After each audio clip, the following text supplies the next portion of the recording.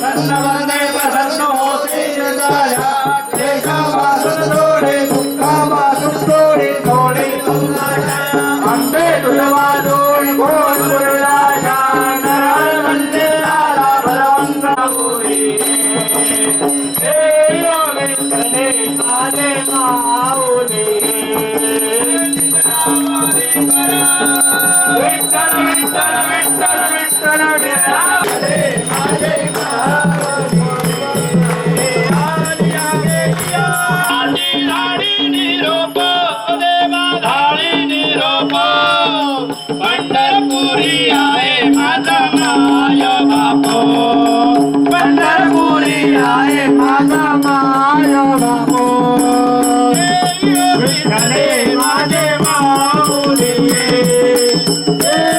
विठ्ठले माझे माऊली पिवळा पितांबर कैसा गगने झळकला पिवळा पितांबर कैसा गगने झळकला गरुडावर बैसोले विठ्ठल विठ्ठल विठ्ठल विठ्ठल गरुडावर बैसोले माझा कैवारी आला देवा पंढरी आला ये यो विठ्ठले माझे माऊली ये यो विठ्ठले माझे माऊली आलिया देविया हाती नारी विठोबाचे राजा राजकुमारी विठोबाचे राजा राजकुमारी विठोदास रामा विठ्ठल विठ्ठल विठ्ठल विठोदास रामा जीवे भावे हो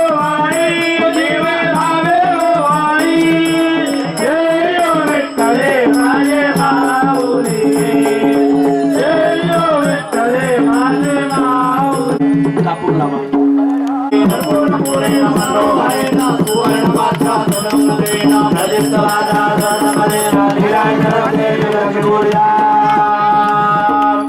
देवांना आरती द्या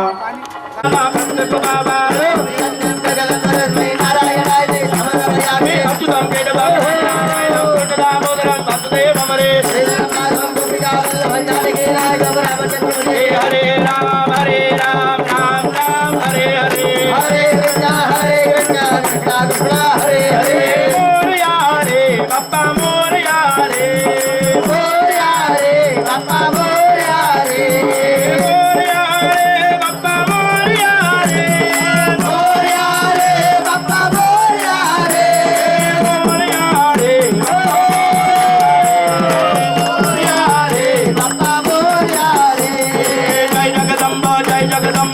जगदम्ब जय जगदम्ब जय जगदम्ब जय जगदम्ब जय जगदम्ब जय जगदम्ब जय जगदम्ब जय जगदम्ब काली जय जगदम्ब जय जगदम्ब जय जगदम्ब काली जय जगदम्ब जय जगदम्ब जय जगदम्ब लक्ष्मी जय जगदम्ब जय जगदम्ब जय जगदम्ब लक्ष्मी जय जगदम्ब जय जगदम्ब जय जगदम्ब माया जय जगदम्ब जय जगदम्ब जय जगदम्ब माया जय जगदम्ब जगदम्ब काली जय जगदम्ब जय जगदम्ब जय जगदम्ब लक्ष्मी जय जगदम्ब जय जगदम्ब जय जगदम्ब लक्ष्मी जय जगदम्ब जय जगदम्ब जय जगदम्ब माया जय जगदम्ब जय जगदम्ब जय जगदम्ब माया जय जगदम्ब नमः शिवाय हर हर बोले नमः शिवाय नमः शिवाय हर हर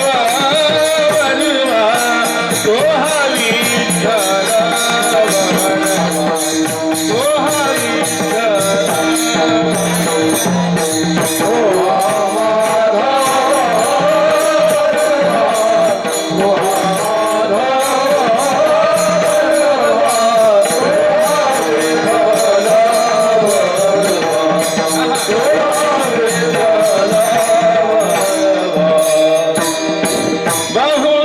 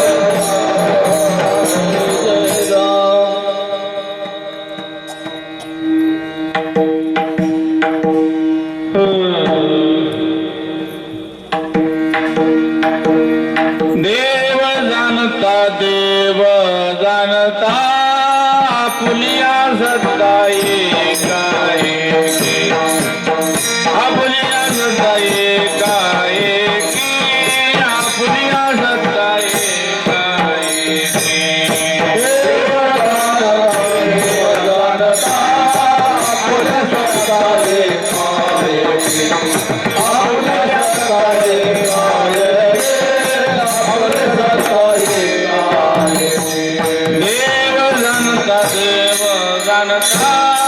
आपुलिया सत्ता एका एकी आपुलिया सत्ता एका एकी आपुलिया सत्ता एका एकी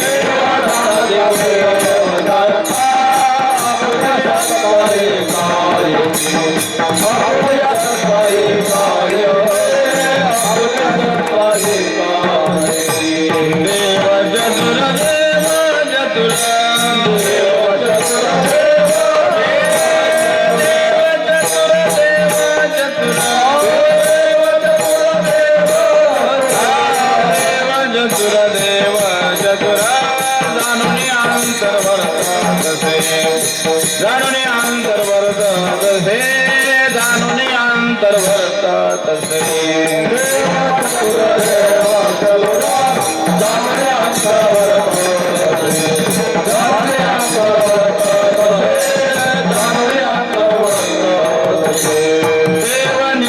देव निराळा आलिप्त विटाळा तुका म्हणे आलिप्त विटाळा तुका म्हणे आलिप्त विटाळा तुका म्हणे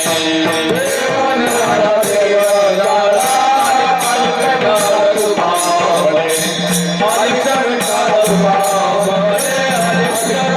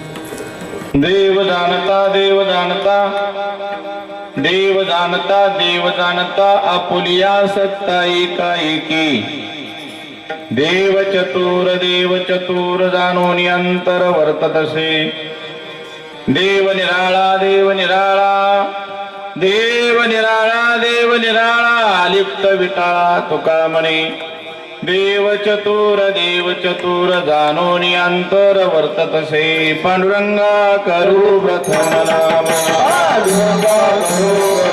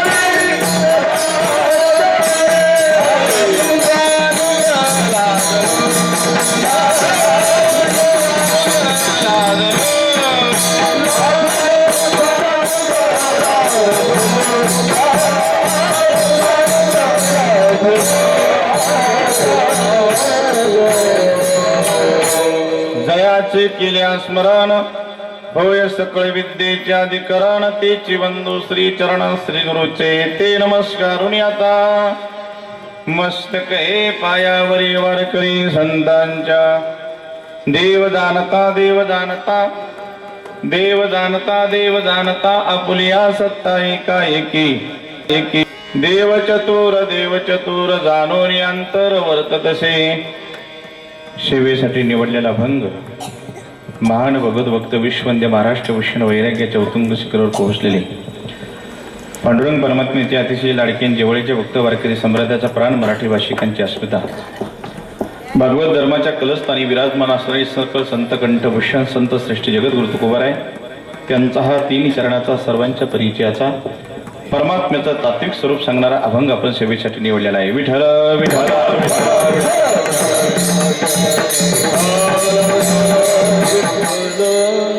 या अभंगावरती चिंतन करण्यापूर्वी थोडासा परिहार द्यायचा. भगवंताची कृपेने संतांच्या आशीर्वादातून परमपूज्य परमादरणीय परतस्मरणी गुरुवर्य माऊलींच्या आशीर्वादातून परमपूज्य परमादरणीय प्रातस्मरणी मातोश्री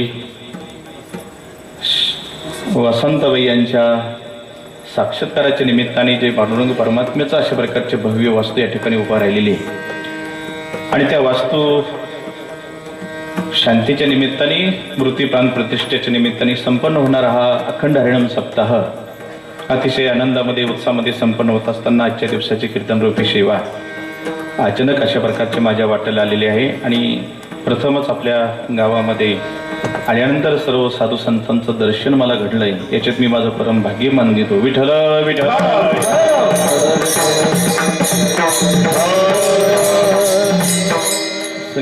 सत्य संकल्पाचा दाता नारायण. कुंभमेळ्याच्या निमित्ताने अखिल भारतीय वारकरी मंडळाचं संमेलन 25 तारखेला नाशिकमध्ये जे केलं होतं त्यामध्ये माझी आणि परमपूज्य श्री हरिभक्तपरायण वासुदेव महाराजांची भेट झाली आणि सांगितलं की आमच्या गावाला एकदा का व्हायना कीर्तनाला यावं लागणार आहे. म्हणजे 1 महिनाच अशा प्रकारचा झाला, अजून 25 तारीख यायची. तर मला वाटतं कुठल्याही रूपाने व्हायना मात्र त्या निमित्ताने या ठिकाणी लगेच अशा प्रकारच्या कीर्तनाला संधी प्राप्त झाली. कारण कुठलं की असं आपण या ठिकाणी आल्यानंतर मात्र मानसिक आनंद निश्चित झालेला आहे. त्याचं कारण असं की असं वाटलं की नवीन गावात चाललो परिचयाचा भाग नाही, पण इथे आल्यानंतर जवळजवळ सगळे चेहरे माझ्या परिचयाशी निघलेले आहेत. मला वाटतं गेले 30 ते 35 वर्षे पायी वारीमध्ये चालत असताना माऊलीच्या सोहळ्यामध्ये आमचे बाबा जवळजवळ सातत्याने आमची त्यांची भेट होत असते. मला वाटतं महाराजांची देखील आपलं माऊलीच्या सोहळ्याच्या निमित्ताने एकत्र चालणं, सगळे माऊली मंडळी अशा प्रकारचे एकत्र चालतो त्या निमित्ताने आनंद निश्चितच अशा प्रकारचा झालेला आहे. मला आनंद वाटला की ज्या मातोश्री या ठिकाणी उभा आहे त्यांच्या बसलेल्या आहेत त्यांच्या साक्षात्कारामुळे हे भव्य वस्तू या ठिकाणी निर्माण झालेली आहे. मला भाऊसाहेब महाराजांनी सांगितलं की डॉक्टरनी त्यांना सांगितलं की आता जगातल्या कुठल्याही वैद्याकडे गेले, कुठल्याही डॉक्टरकडे गेले, MD-कडे गेले तर ती आता चालू शकत नाही. हे त्यांनी निर्वाणीच अशा प्रकारचा शब्द दिला.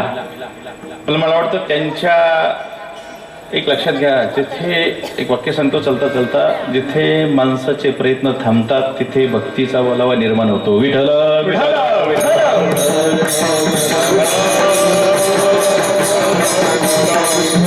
जगात याला प्रयत्नच नाही त्या दिवशी पांडुरंग परमात्मेकडे माणसाचं लक्ष जाताना मग ते पांडुरंग परमात्मा आपल्याकडे लक्ष देतो.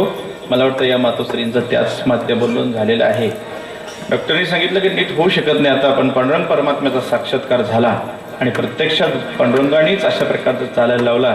याचा अर्थच असा आहे की जगद्गुरु तुकोबाराय आदिकडून संतांनी जे सांगितलेलं आहे की पांगळ्याशी पाळ आंधळे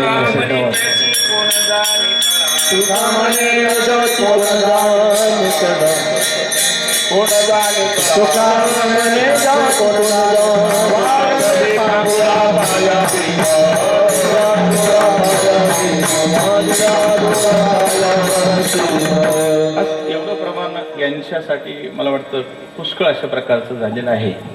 पण या माध्यमातून अतिशय भव्य मला वाटतं या परिसरातील सगळेच नामांकित गायन सम्राट, मृदंग सम्राट, मला वाटतं प्रत्यक्षात वासुदेव महाराज कीर्तन असताना देखील आज या ठिकाणी उपस्थित आहेत. मृदंगवादक चांगले आहेत, पेटीवादक चांगले आहेत, गायक अतिशय चांगले आहेत, ऐकणारे देखील जाणकारी मंडळी दिसतात आलं लक्षात. आणि म्हणून अभंग देखील अतिशय सुंदर निवडण्याचा प्रयत्न केलेला आहे. अभंग का निवडला? कारण आज या ठिकाणी पांडुरंग 2-3 दिवसांनी पांडुरंगाचं या ठिकाणी प्रतिष्ठा होणार आहे. म्हणजे प्रत्यक्षात भगवान परमात्मा आपल्या गावामध्ये विराजमान आणि मंदिरामध्ये विराजमान आहे. आणि त्याची सेवा आपण करणार आहे. पण ज्या भगवान परमात्म्याची सेवा करायची तो परमात्मा नेमका कसा आहे हे जाणून घेणं अतिशय महत्त्वाचं अशा प्रकारचं आहे. आणि नाथ महाराजांचा एक अभंग असा आहे की भक्ती करीत असताना जाणून भक्ती केली पाहिजे आणि त्याला आवडेल अशी भक्ती केली पाहिजे.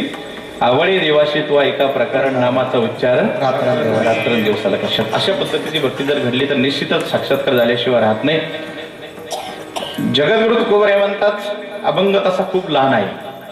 अक्षराच्या दृष्टीने जर बघितला, आकाराच्या दृष्टीने बघितला तर अभंग खूप लहान आहे. 3 चरणाचा अभंग आहे, छोटी छोटी चरण आहेत. अभंग लहान आहे म्हणजे त्याचा अर्थ लहान आहे असं डोक्यात अजिबात आणत नाही. ही संत वाणी आहे. संत बोलताना फार कमी बोलले पण बोलत असताना अर्थपूर्ण बोलेन, अर्थ भरीत अशा प्रकारचे बोलले. संत वाङ्मयाचा अर्थ लावित असताना संतांनी सांगितलं की अशा पद्धतीने लावा लागत असताना लक्षात. ज्ञानोबराय म्हणतात सकाळी उठल्यानंतर आपल्या अंगणातून सूर्य जर बघितला तर आपल्या मुठीमध्ये मावेल एवढाच दिसतो. पण माऊली म्हणतात मुठीमध्ये मावेल एवढा सूर्य दिसतो म्हणजे तो तेवढाच आहे असं नाही. त्याच्या प्रकाशापुढे माऊली म्हणतात 3 भुवन कमी पडतात.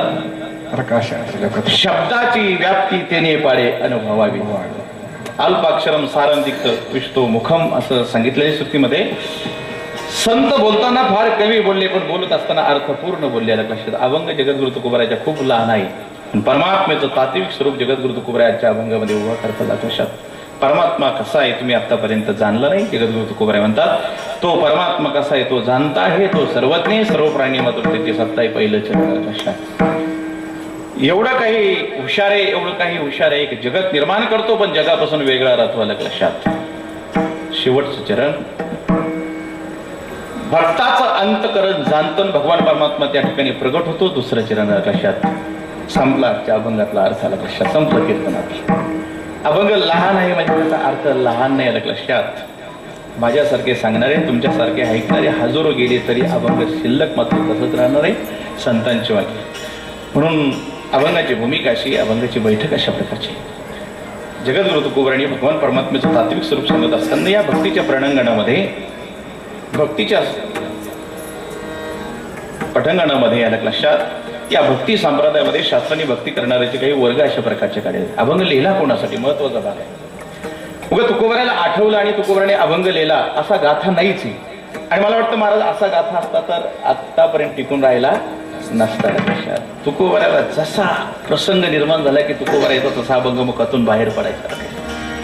तुकोबराय एका वेळेस इंद्राणीच्या काठीनं चालत चालत पुढे गेले. तुकोबरायचं भजन चालू असताना तुकोबरायने पुढे भजन सुरू केलं की पाठीमागे पक्षी आणि वृक्ष भजन गायचे. तुकोबरायने अभंगच लिहिला. वृक्षवल्ली आमा सोयरी वनचरे पक्षिणी सुसोरे आळविती आला. जसा प्रसंग निर्माण झाला तसा. म्हणून गाथ्यामध्ये प्रत्येक अभंगाला स्वतंत्र अशा प्रकारचं स्टेज आहे, स्वतंत्र अशा प्रकारचं स्थान आहे. तितक्याच तोला मोलाचा प्रत्येक अशा प्रकारचा अभंग आहे. विविध प्रकारचे जे प्रकरण आहेत त्यापैकी आजचा अभंग लिहिला तो तुकोबराय कोणत्या प्रकरणात अभंग याला लक्षात. वेगवेगळ्या प्रकारचे अभंग आहेत. नाट आहे, वाराचे अभंग आहेत, जन्माचे अभंग आहेत, उपदेश आहे. त्यापैकी हा आजचा अभंग आहे. जगद्गुरु तुकोबराय भक्ती करणाऱ्याला आजच्या अभंगामध्ये मार्गदर्शन करतात. जसा परमात्मा आहे तसा तुम्ही आतापर्यंत जाणला नाही लक्षात. एकंदरीत मार्गदर्शन करतात, उपदेश करतात. भक्ती संप्रदायामध्ये भक्तांचे गीतेमध्ये 4 प्रकारचे वर्ग सांगितले. सगळे जाणते मंडळीच उगाच चलता चलता सांगतो म्हणून सांगतो. गीतेमध्ये सांगितले 4 प्रकारचे भक्त आहेत भक्ती संप्रदायामध्ये. अर्थो जिज्ञास श्रोतार्थी ज्ञानीचे भरतर. एक अर्थ, एक अर्थार्थ, एक ज्ञानी आणि एक जिज्ञासू अशा प्रकारचे हे 4 प्रकारचे व्यक्ती आहेत. अभंग लिहिला कोणासाठी? अर्थासाठी लिहिला, अर्थार्थासाठी लिहिला, जिज्ञासूसाठी लिहिला की ज्ञानासाठी लिहिला. हे कळायला थोडं जड गेलं असेल तर याच्यापेक्षा सोपं करून सांगतो. वेदांत शास्त्रामध्ये विचारसागरमध्ये तोच विषय पुन्हा सोप्या भाषेत सांगण्याचा प्रयत्न केलेला आहे. एक भक्त करणारा पामर आहे, दुसरा विषय आहे, तिसरा जिज्ञासू, चौथा अशा प्रकारचा मुक्त आहे. एका प्रमाणात एकेकाचा वर्ग करण्यात चालू. पामर कोणाला म्हणायचं, विषय कोणाला म्हणायचे, जिज्ञासू कोणाला म्हणजे, मुक्त कोणाला म्हणजे. अंगा मनाशी रुचावे येतले कृत्य आणि कृत्य नाठवे जे करण्याचे नावे भलते जे करी याचं नाव पामर आहे. इथपासून तर तिथपर्यंत भोगाची लालसा अंतकरणात ठेवून जो वाटचाल करतो त्याला काय म्हणायचं, विषय म्हणायचं. संसारात दुःख आहे कळते पण सुटण्याचं, याला ज्ञान नाही, याला सुटायची इच्छा आहे, त्याला काय म्हणायचं, जिज्ञासूमध्ये जिथे पोहोचल्यानंतर पुन्हा जीवनात काही करायचं शिल्लक राहील त्याला काय म्हणतात मुक्त म्हणतात. चौथेचे ठाई एका शब्दामध्ये आलं. पण एक लक्षात घ्या, पामरासाठी अभंग लिहिला की जिज्ञासूसाठी अभंग लिहिला की विषयासाठी अभंग लिहिला की मुक्तासाठी अभंग लिहिला, अभंग लिहिलाय कोणासाठी हे थोडं तुम्हाला कळायला जर जडत गेलं असेल, थोडं अलीकडे म्हणजे सरकू नका तिथंच बसा, पण विचार थोडा अलीकडे हा त्याचा अर्थ असा आहे. याच्यापेक्षा सोपं करून सांगतो मी तुम्हाला. एक वर्ग असा जगामध्ये भक्ती संप्रदायामध्ये की तो देवाला जाणीत बी नाही, तो देवाला मानित बी नाही. एक वर्ग असा आहे की तो देवाला जाणतो पण देवाला मानित नाही. तिसरा वर्ग असा आहे की तो देवाला मानतो पण देवाला जाणीत नाही. आणि चौथा वर्ग असा आहे की तो देवाला जाणतो बिन देवाला मानतो. हे 4 वर्ग मी आपल्या पुढे ठेवले. तर आपण कोणत्या वर्गात बसतो हे ज्यांनी त्यांनी घरी जाऊन विचार करायचा. विठ्ठल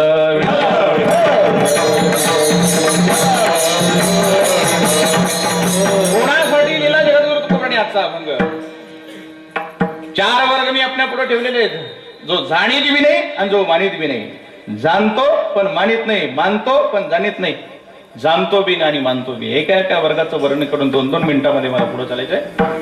श्रुतीचे काही प्रमाण घेऊन जगद्गुरु तुकोबांनी आधी करून संतांचे प्रमाण घेऊन ज्ञानोबाची ओवे घेऊन एका वर्गाचं वर्णन करून आपल्या अभंगपर्यंत यायचा प्रयत्न. नीट अभंग चिंतन ऐका.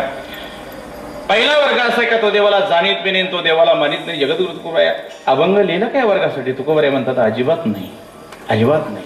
काय शास्त्राचा सिद्धांत असा आहे, जिथे कळत नाही तिथे माणसाने डोकं चालू नाही. जिथे काही कळत नाही ना तिथे डोकं चालू नाही. शाण्या माणसाने मूर्खाच्या पुढे डोकं चालायचं नाही, अजिबात नाही. शाण्या माणसाने मूर्खाच्या पुढे डोकं चालायचं. आणि जर शाण्या माणसाने मूर्खाच्या पुढे जर डोकं चालवलं भाऊसाहेब महाराज, तर मराठी एक मध्ये एक म्हणे तुमच्या सगळ्यांचे पाठ आहे, गाढवा पुढे आणि पुढलं पूर्ण तुम्ही करा.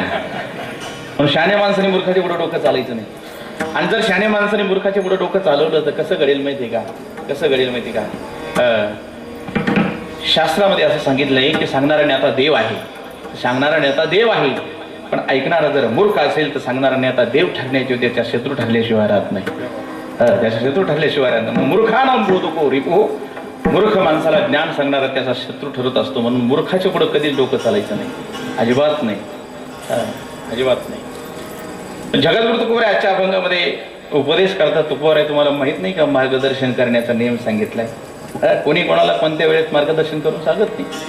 मार्गदर्शन करण्याचा नियम सांगितलाय.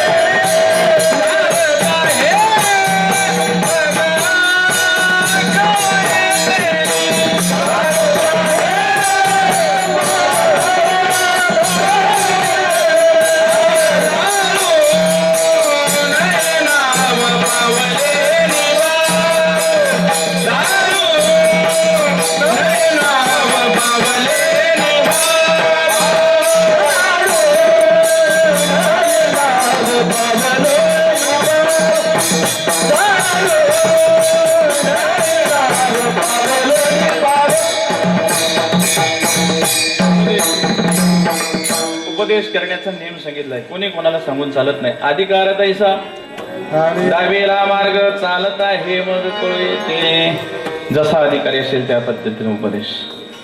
व्यवहार असं सांगितलं गेलं, कॉलेजमध्ये जो लेक्चर दिला जातो तो हायस्कूलमध्ये चालत नाही. हायस्कूलमध्ये दिलेला लेक्चर अंगणवाडीत चालत नाही. अंगणवाडीतला लेक्चर बालवाडी चालत नाही. का चालत नाही? की विद्यार्थी बदलले की विषय बदलावा लागतो, अधिकारी बदलला का विषय हा बदलावा लागत असते. तुकाराम महाराज अभंग लिहिला कोणासाठी आला लक्षात? त्याचा अर्थ असा आहे की या वर्गासाठी लिहिले का गोबऱ्या बंधाजी होत. म्हणून शहाण्या माणसाने मूर्खाच्या पुढे डोकं चालायचं नाही. जो देवाला जाणीत बी नाही आणि जो देवाला मानित बी नाही, तुकोबराय म्हणतात यांच्या पुढं आम्ही डोका चालवून आम्ही अमूल्य वेळ खर्च करणार नाही. क्रोधी अविश्वासी त्यासी बोध कायसा आणि व्यर्थ आपल्या वाचा. एक सांगा तर महाराज म्हणले तू का म्हणे नाही विश्वास ज्याच्या म्हणीन पहावे पुराणे.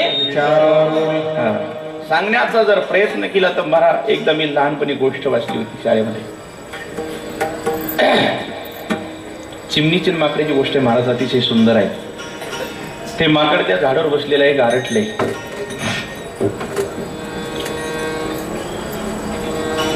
चिमणी त्या माकडापाशी गेली आणि त्या माकडाची परिस्थिती बघितली. चिमणी माकडाला उपदेश करू लागली.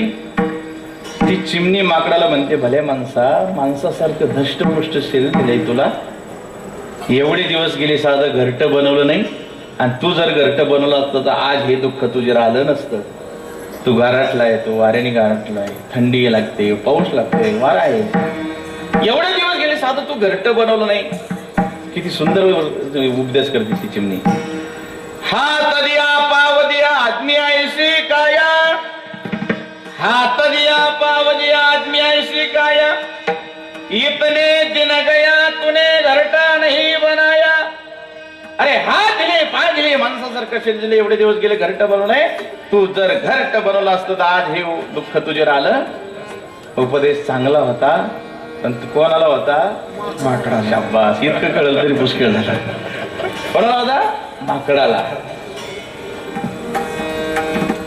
त्याने तर घट्ट बनवलंच नाही पण एवढी चिमणीनं मला उपदेश करते काय. या फांद्यावर त्या फांद्यावर त्या फांद्यावर त्या फांद्यावर गेला, त्या चिमणीच्या घरट्याजवळ गेला आणि तोडून मोडून फेकून दिलं. नाथ महाराज म्हणतात आपणासारखे करती तात्काळ नाही काळ वेळ तया लागली. हे घर बांधून राहिलं पण त्याला बेघर केल्याशिवाय राहिले. तशी काही माणसं जगामध्ये. आमच्यासारखे कीर्तनाने किती सांगा, चला ताळ्यांतीला मोठं पारायण सोहळा आहे, चला माऊलीच्या वारी, चला या कीर्तनाला घाला माळी. महाराज इकडे तुमच्या तोडून आमच्या पहिल्याचं कट्टर सभासद बनित. अजून आमच्या कोणी तोडीत नाही, हा भाग वेगळा आहे. म्हणून क्रोध या विश्वास अशी बोध काय सर व्यर्थ आपल्या वाचा. जो देवाला जाणीत बी नाही आणि जो देवाला मानित बी नाही त्याच्यासाठी आजचा अभंग नाही संपला. पहिला वर्ग आला. 4 वर्ग मी सांगितले ते त्यापैकी पहिला संपला. आता दुसरा वर्ग मी चौथा वर्ग घेणार आहे.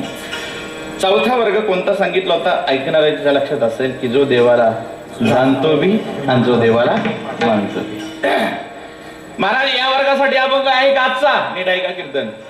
जगद्गुरु तुकोबराय म्हणतात अजिबात नाही. अरे पहिल्यासाठी दिवे नाही आणि या शेवटच्या वर्गासाठी नाही. पहिल्यासाठी का नाही आणि या वर्गासाठी का नाही आम्हाला कळलं पाहिजे. महाराज एक सोपं उत्तर सांगतो त्याच्यासाठी. पहिल्या वर्गासाठी आजचा अभंग का लिहिला नाही तुकोबरायांनी आणि शेवटच्या वर्गासाठी आजचा अभंग का लिहिला नाही एकाच वाक्यात त्याचं उत्तर देतो. शास्त्रकार असं सांगतात जिथे काहीच कळत नाही तिथे सांगू नये आणि जिथे पूर्ण कळले तिथे सांगू नये. विठ्ठल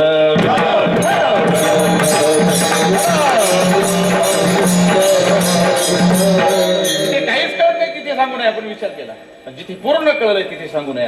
हा शास्त्राचा सिद्धांत आहे. पहिल्या वर्गाला काहीच कळत नाही तुकोबराय त्याच्याबद्दल चिंता केली नाही. शेवटचा वर्ग आहे पूर्णत्वाला प्राप्त झाला तुकोबराय त्याच्याबद्दल देखील चिंता करीत नाही. आलं लक्षात. कारण पहिल्या शेवटचा वर्ग असा आहे का तो देवाला यथार्थ जाणतो बी आणि देवाला यथार्थ मानतो बी. तत्वाच्या दृष्टीनं जाणतो बी तत्वाच्या दृष्टीनं मानलं बी. गीतेमध्ये सुंदर चिंतन आहे. या वर्गाने देवाला कसं जाणलं तत्व मानतो तत्व ज्ञात्वा विसिती तदनंतरम ज्ञातून दृष्टींच्या तत्वेन प्रविष्टूंच परंतप. इतक्या सगळ्या दृष्टीने देवाने तत्वाच्या दृष्टीने जाणलं बी आणि तत्वाच्या दृष्टीनं मानलं बी. तत्व माम तत्व ज्ञात्वा. ज्ञातून म्हणजे जाणून, दृष्टुम म्हणजे पाहून आणि प्रवेशून म्हणजे भगवान परमात्म्यामध्ये प्रवेश करून इतक्या सगळ्या तत्वाने भगवान परमात्म्याला जाणलं बी आणि भगवान परमात्म्याला मानलं बी. आला लक्षात. त्याला देव कसा आहे नव्हे याच्यापेक्षा पुढे जाऊ आपण. सगुणासह निर्गुणासह सगुण दोन्ही दृष्टीने भगवान परमात्म्याने जाणलं त्याला देव कसा सांगायची गरजच नाही. आला लक्षात. गरज नाही ना त्याला. आमच्या संतांनी देवाला दोन्ही दृष्टीने जाणलं. लक्षात. तुझ सगुण मनो की निर्गुण रे, तुझ सगुण मनो की निर्गुण रे, सगुण निर्गुण एकू गोविंद रे. तत्वाच्या दृष्टीने जाणलं बी तत्वाच्या दृष्टीने मानलं बी. चला तुम्हाला भक्तिविजयक नामक ग्रंथामध्ये एक सुंदर चिंतन आलेलं आहे. भक्तिविजयक नामक ग्रंथामध्ये संवाद आहे बाई, एक संवाद आहे. कबीरदास महाराज आणि दादू पिंजर यांचा संवाद आहे. अतिशय सुंदर संवाद आहे. कबीरदास महाराज तुम्ही नाव ऐकून असेल. कबीरदासांनी परमात्म्याला इतक्या दृष्टीनं जाणलं होतं का सगुण असं निर्गुण आणि निर्गुण असं सगुण आलं लक्षात. दोन्ही दृष्टीने देवाला जाणलं बी आहे आणि दोन्ही दृष्टीने देवाला मानलं बी आहे. कसं असतं माहिती, आमच्या संतांचं असं आहे, जरी परमात्म्याचा साक्षात्कार झाला असला, परमात्म्याचा जीवनामध्ये जरी साक्षात्कार झाला असला तरी देखील परमात्म्याच्या उत्तर भेटीचा आनंद मिळावा आणि म्हणून आमचे संत सतत प्रयत्नशील असतात आलं लक्षात. तसे कबीरदास महाराज प्रत्येक क्षणाला प्रयत्नशील आहेत. कोई कहो रे प्रभु आवन की मन भावन की, कोई कहो रे प्रभु आवन की. खुशावे जय देवाडे, खुशावे जय देवाडे,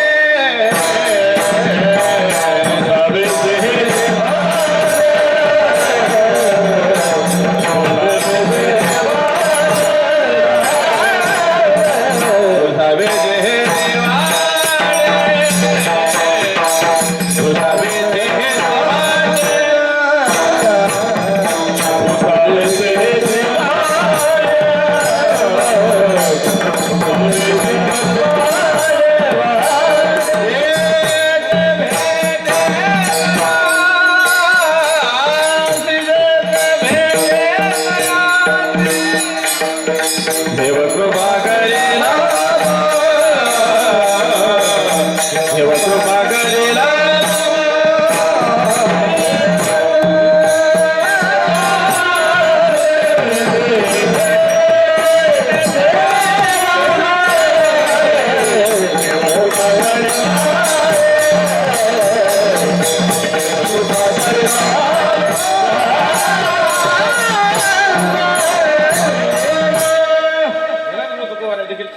पुसावेची याची वाटे जे जे भेटे तया असेल. भेटलं नाही का, भेटलेलं आहे.